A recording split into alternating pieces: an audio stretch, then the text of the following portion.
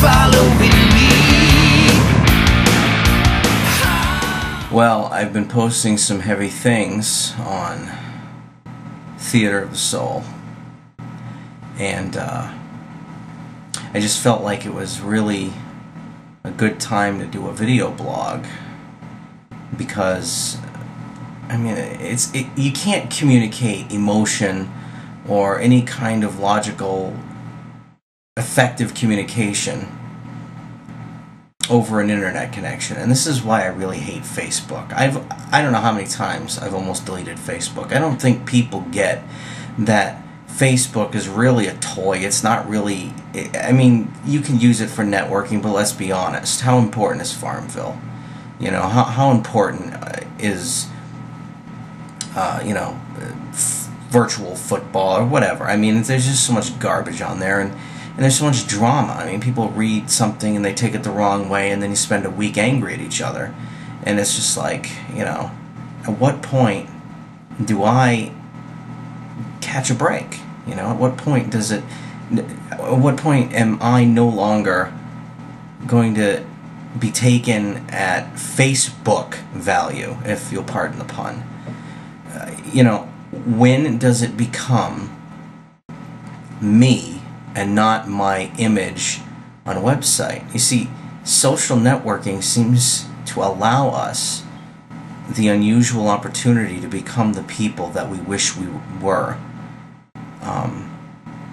And most of us put up a fake front.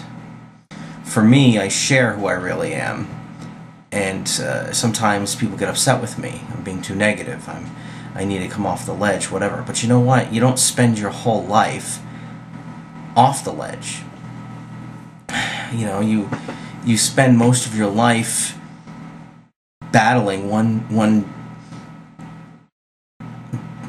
war after another, or one calamity after another, or whatever. And you know, the longer that the more time you spend in life, the less of a point it has.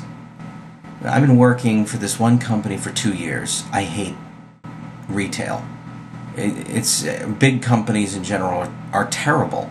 I don't like my job. I don't make enough money. I work too far from my home. Like most people, I have too much debt, and most of it is not self-inflicted, but forced on me. Well, you can either have heat or freeze to death. It's your choice. I mean, this world sucks. And I know as a believer, there's something better coming, which makes living here even harder. Except for the friends that I have who are not Christians, or who are fence sitters.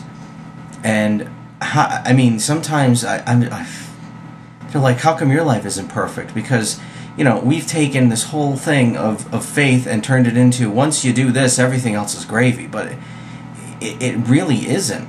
It doesn't get easier, it gets harder, because now, instead of trying to do everything yourself, you're relying on the invisible man to come and help you with things that you would have done yourself before, and maybe, yeah, admittedly, you would have done wrong.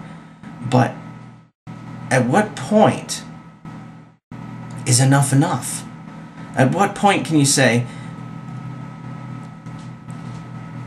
I just don't, at what point do you say, I just don't see the point anymore? I don't want money. I don't want stuff. I don't want to live in the city, personally. I'm not a city person, and people that live in the city don't understand what your problem is. They look at you like you're from planet, you know, Neptune or something. They don't get it, you know. Why don't you like the city? There's so much to do.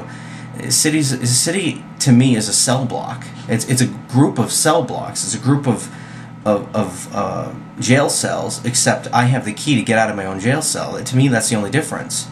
Are there positives in the city? Sure, I've had some good times. I've been able to go to some music clubs and whatnot, but I didn't grow up in this environment. To me, the ultimate environment is out in the wide open spaces, in the forest, you know, in the woods, being able to explore the world that was created for me. A city is man's creation, man's putting stuff together, and it's dark, and it's dungy, and it's depressing. You know, I posted some stuff on Theater of the Soul today, and a couple of people are looking at it, you know, saying, is Vince going to off him? No, I'm not going to off myself, obviously. There's too much that has to be done. But you have those dark points in your life where you just say to yourself, you know, enough's enough. I don't want to play this game by their rules anymore. Why can't I play by God's rules? But that space keeps getting narrower to where it truly becomes the eye of the needle, which, by the way, for those that don't understand what that term means, eye of the needle, that's what they call the gate in front of an old city. It's called the needle. And you can't get through the gate unless you have permission. Hence, it's easier for a camel to get through the eye of a needle. In other words, somebody is going to grant access to a guy on a camel a lot easier than God is going to allow access to people that are trying to get into heaven.